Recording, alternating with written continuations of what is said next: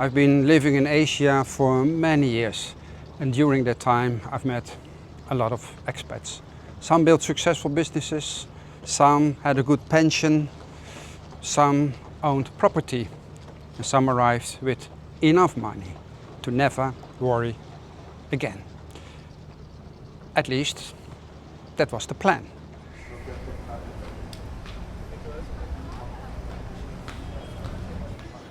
And if you saw many of them today sitting in a cafe in Thailand, Malaysia or the Philippines, you would probably think everything is fine.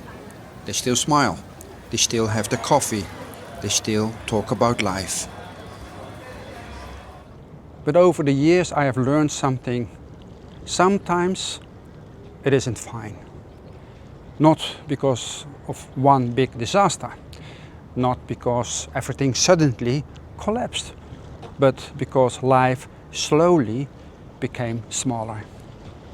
And the strange thing is, almost nobody talks about it.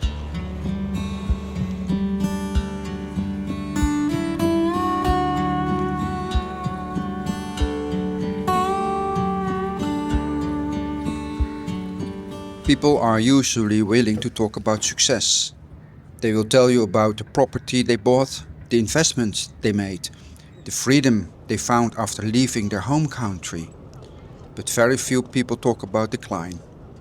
Because decline is uncomfortable. It doesn't fit the image.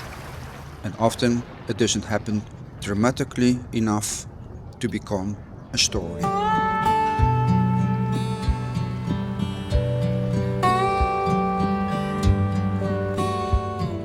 There is no single day where everything changes.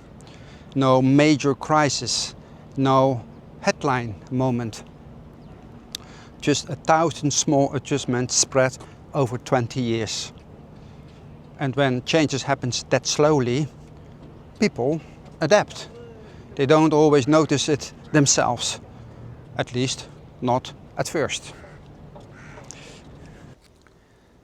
Most people who move abroad create a buffer, a financial buffer, health buffer, a social buffer, a buffer that allows them to feel secure.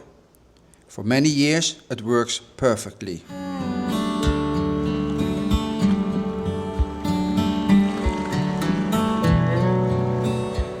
Life feels comfortable, maybe even better than back home. But 20 years is a long time.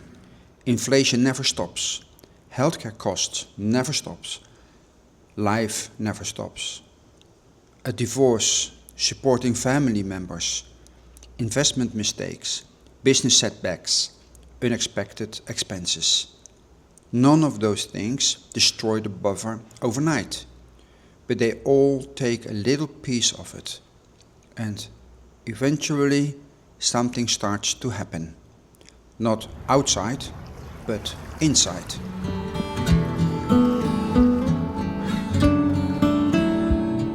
I've seen people who once traveled every month, then every few months, then only inside the country, then only inside the city, and eventually the world became a big apartment.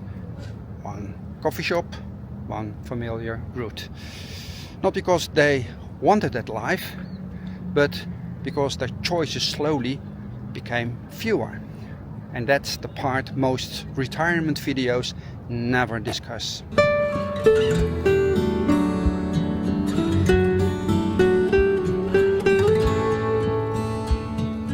When the buffer becomes smaller, it isn't only money that changes. Your options change. Your confidence changes. Your willingness to take risks changes. The world doesn't become smaller overnight. It becomes smaller decision by decision, year by year, almost invisible. And then something else happens. Starting over becomes harder, especially later in life. Moving countries becomes harder. Building new friendships becomes harder. Learning new systems becomes harder. returning home becomes harder. Not impossible, just harder. So many people continue, not necessarily because everything is great, but because continuing feels easier than changing direction. And honestly, I understand that. Most of us would probably do the same. When people dream about living abroad, they usually plan for the beginning. The adventure, the freedom, the low cost of living, the beaches, the food, the lifestyle. But very few people spend time thinking about 20 years later. What happens if your health changes? What happens if your support network becomes smaller? What happens if your finances become tighter? What happens if your world slowly starts to shrink? Not as a crisis, not as a disaster, just as a natural part of getting older. Because the biggest changes in life rarely arrive with an announcement. They arrive quietly. One small adjustment at a time. One compromise at a time. One postponed decision at a time. Until one day you look around and realize something. Nothing collapsed. Nothing dramatic happened. But the life you are living today is much smaller than the life you once imagined. And perhaps that is the most uncomfortable reality of all. Not that things can go wrong, but that they can slowly become different without you noticing it happening.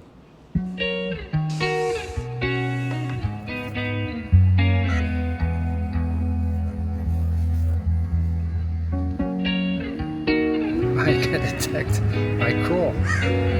You little bastard. He hit my head 2 times. He's bad.